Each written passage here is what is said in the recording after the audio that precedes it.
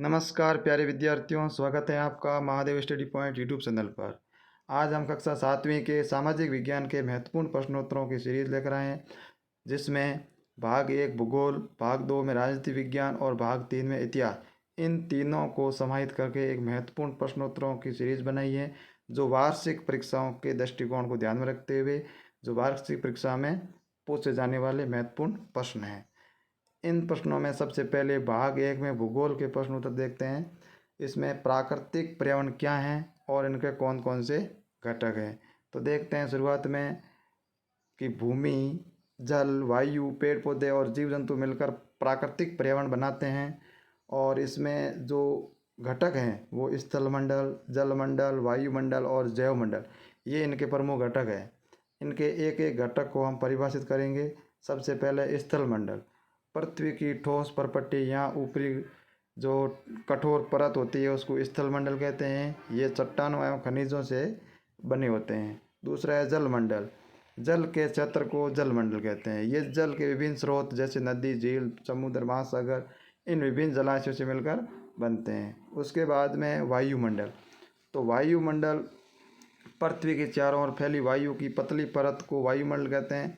और पृथ्वी का गुरुत्वाकर्षण बल अपने चारों ओर के वायुमंडल को थामे रखता है, यानी बांधे रखता है। ये सूर्य को झुलसाने वाली गर्मी और हानिकारक किरणों से हमारी रक्षा भी करते हैं। इस प्रकार ये पहला प्रश्न प्राकृतिक पर्यावरण के बारे में और उनके घटक के बारे में हुआ।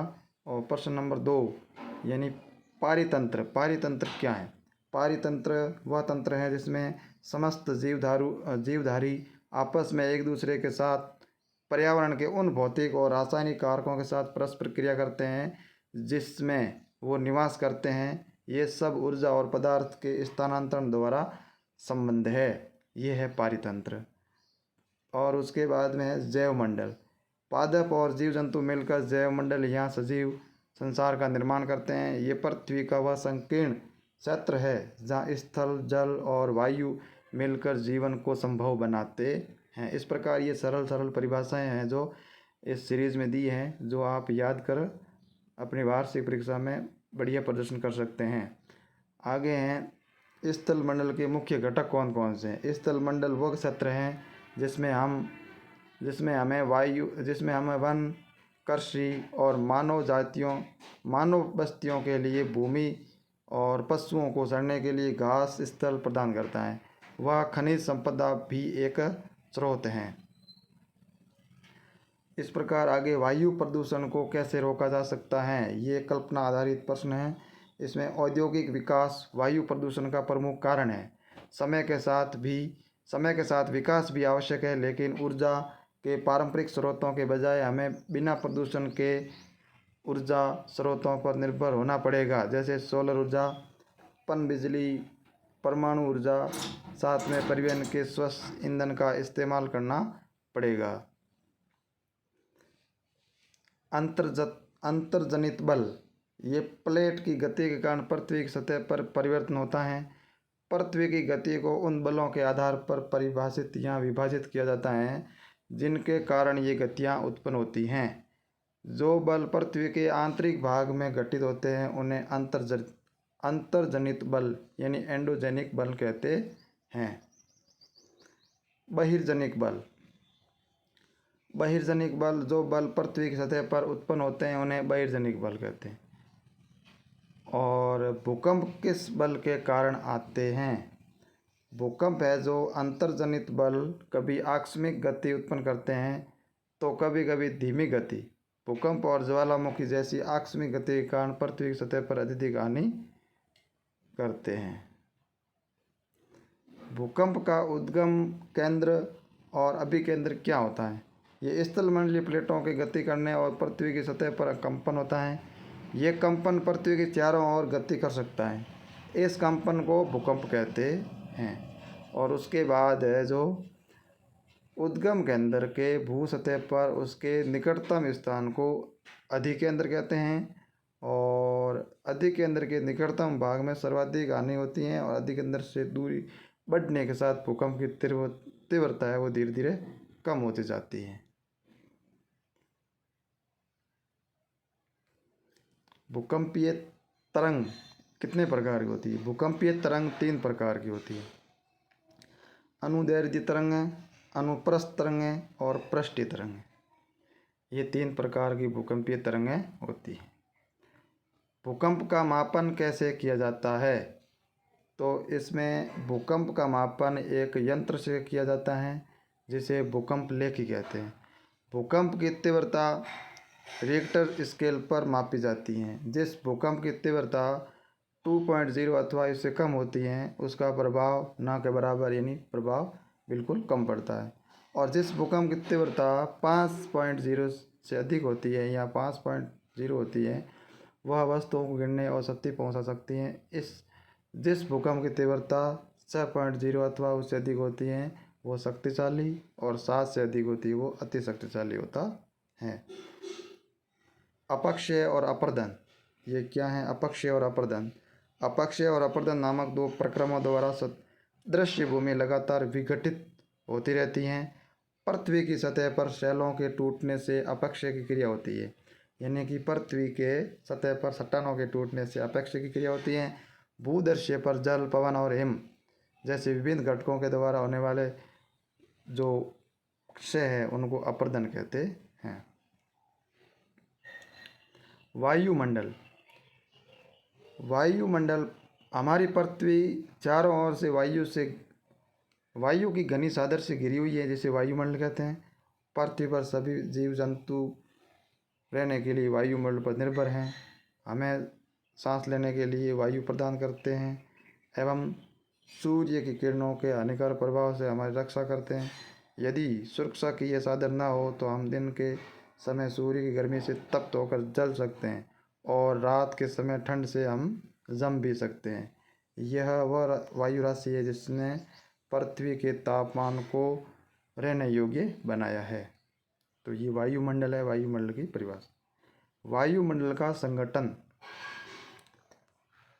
वायुमंडल का संगठन बनावट तो इस प्रकार है। नाइट्रोजन जो है जो 78% है। ऑक्सीजन की मात्रा वायुमंडल में 21% है, और ये ऐसी 2 गैस हैं जिसमें वायुमंडल का बड़ा भाग बना हुआ है। कार्बन डाइऑक्साइड जो 0.03%, हीलियम, ओजोन, ऑर्गन 0.93%, हाइड्रोजन कम मात्रा में पाई जाती है। इसके अलावा छोटे छोटे जो धूल के कण हैं वो भी मौजूद है। वायुमंडल की संरचना। हमारा वायुमंडल 5 परतों से मिलकर बना है, यहाँ 5 परतों में विभाजित है। सबसे पहला है सौरमंडल जो 13 किलोमीटर तक, इस प्रकार ये वायुमंडल है। ये स्थल भाग है, इनके 13 किलोमीटर के दायरे में सौरमंडल है। उसके बाद में 50 किलोमीटर दायरे में समताप मंडल है, और 80 किलोमीटर दायरे में मध्यमंडल है, और 80 से 400 किलोमीटर तक बहिर्मंडल का विस्तार है। मौसम एवं जलवायु। क्या होता है मौसम और क्या होती है जलवायु? मौसम वायुमंडल की प्रत्येक घंटे और दिन प्रतिदिन की स्थिति होती है। मौसम नाटकीय रूप से दिन प्रतिदिन बदलता रहता है, किंतु दीर्घकाल में किसी स्थान का औसत मौसम उस स्थान की जलवायु कहलाता है। वायुदाब। वायुदाब पृथ्वी की सतह पर वायु के भार द्वारा लगाया गया वायु का दाब है जो वायुदाब कहलाता है। वायुमंडल में ऊपर की ओर जाने पर दाब तेजी से गिरता है, और समुद्र स्तर पर वायुदाब सर्वाधिक होता है। ऊंचाई पर जाने पर ये घटता रहता है। वायुदाब का क्षैतिज वितरण किसी स्थान पर उपस्थित वायु के द्वारा प्रभावित होता है। वायु सदैव उच्च दाब क्षेत्र से निम्न दाब क्षेत्र की ओर गमन करती है, यानी कि वायु है जो उच्च दाब से निम्न दाब की ओर चलती है। आगे पवन कितने प्रकार की होती है? पवन है जो 3 प्रकार की होती हैं, एक स्थायी पवन, एक मौसमी पवन और एक स्थानीय पवन, जो इस प्रकार आपको परिभाषित करना है। आगे हैं सौरमंडल हमारे लिए किस प्रकार महत्वपूर्ण है। ये जो सौरमंडल है ये परत वायुमंडल की सबसे महत्वपूर्ण परत है। इनकी जो औसत ऊंचाई है वो 13 किलोमीटर। हम इसी मंडल में मौजूद वायु से सांस लेते हैं और मौसम की लगभग सभी घटनाएं जैसे बरसात होना, कोहरा, ओलावृष्टि है जो इस प्रकार की घटनाएं हैं जो इस परत के अंदर होती है। महासागरीय परिसंचरण जल हमेशा गतिमान रहता है, यह कभी शांत नहीं रहता है। महासागरों की गतियों को इस प्रकार वर्गीकृत कर सकते हैं जैसे तरंग, ज्वार भाटा, धाराएं। इस प्रकार ये महासागरीय परिसंचरण की परिभाषा। आगे है सुनामी आने के क्या कारण हैं। सुनामी आने का क्या कारण है। तूफान में तेज़ वायु चलने पर विशाल तरंगें उत्पन्न होती हैं, इनके कारण अत्यधिक विनाश हो सकता है। भूकंप, ज्वालामुखी उद्गार, जल के नीचे भूस्खलन के कारण महासागरीय जल अत्यधिक विस्थापित होता है। इसके परिणाम स्वरूप 15 मीटर तक ऊंचाई वाली विशाल ज्वारी तरंगें उठती हैं, जिनको हम अपनी भाषा में सुनामी कहते हैं। ज्वार भाटा, दिन में 2 बार नियम से महासागरीय जल का उठना और गिरना ज्वार भाटा कहलाता है। जब सर्वाधिक ऊंचाई तक उठकर जल तट के बड़े हिस्से को डुबा देता है तो उसे ज्वार कहते हैं। जब जल अपने निम्नतम स्तर तक आ जाता है एवं तट से पीछे चला जाता है उसे भाटा कहते हैं। लाल सागर को मृत सागर क्यों कहा जाता है।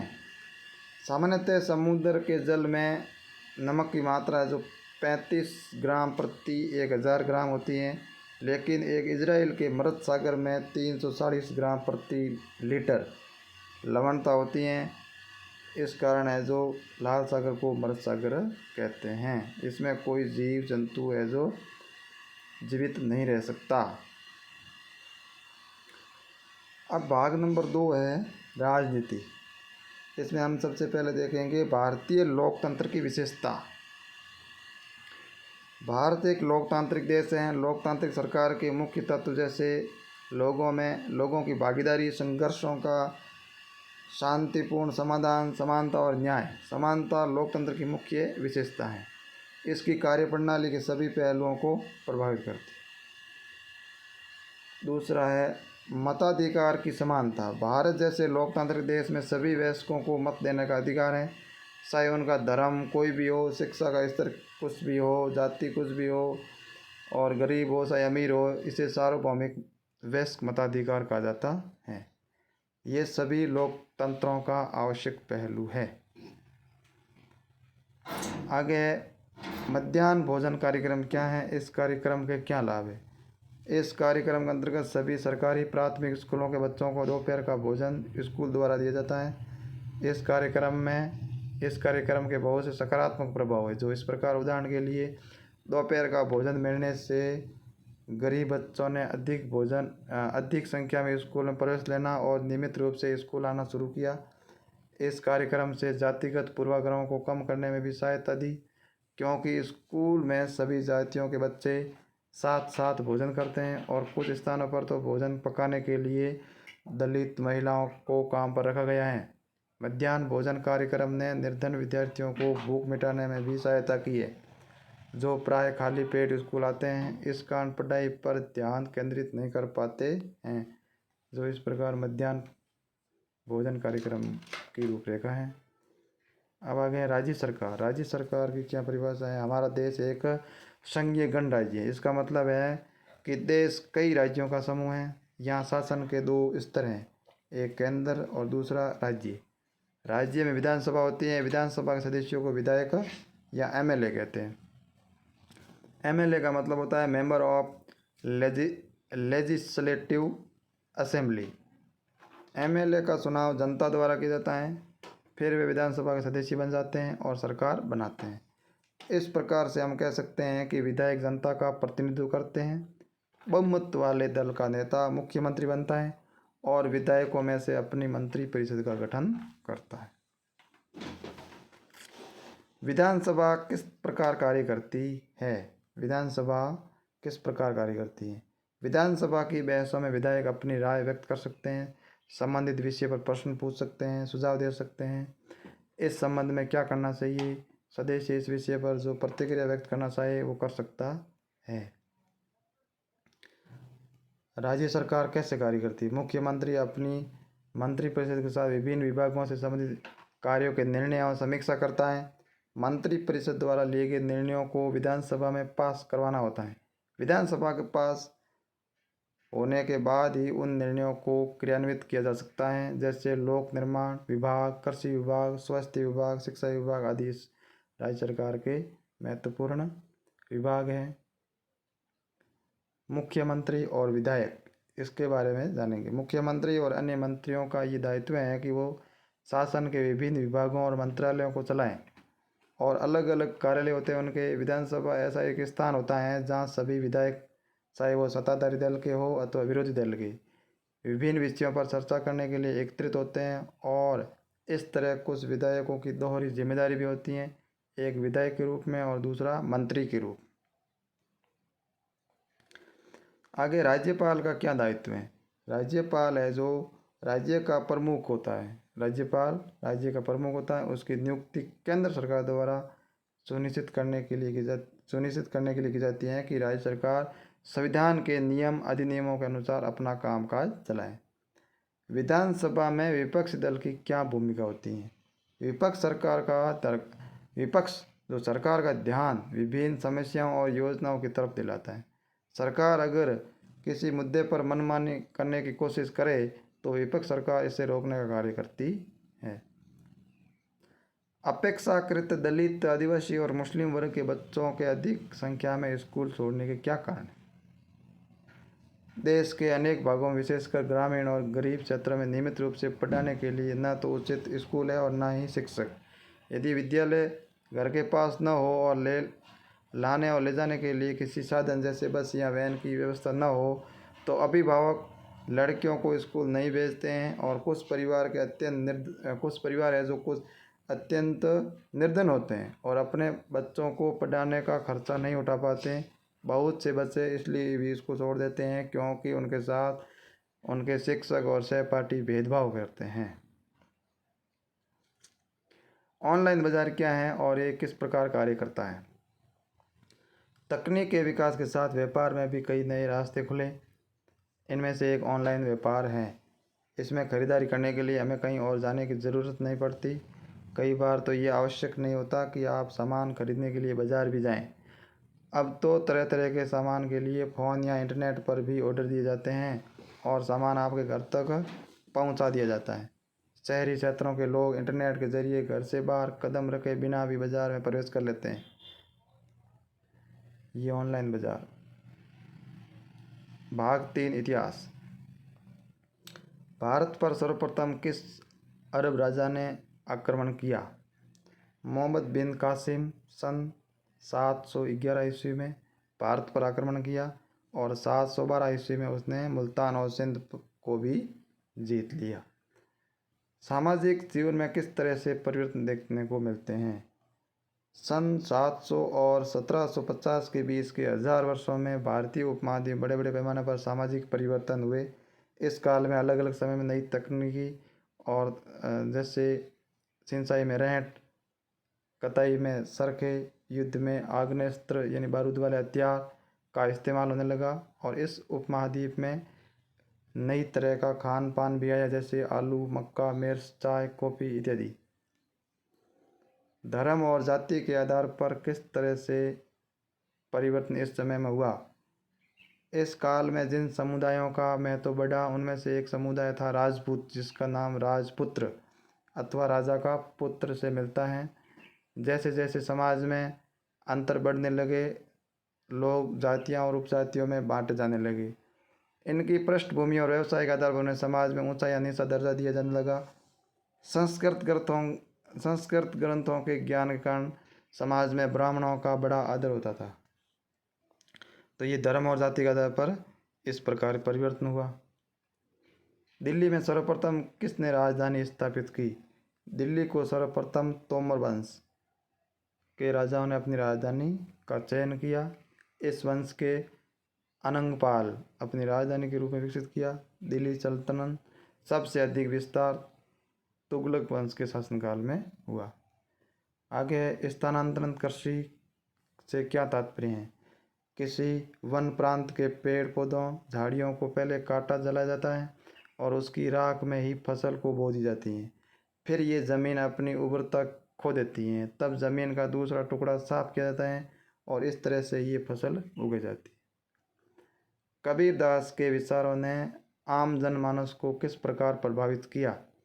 कबीर दास कबीर के उपदेश अपने प्रमुख धार्मिक परंपराओं को पूर्ण एवं प्रचंड अस्वीकृति पर आधारित थे।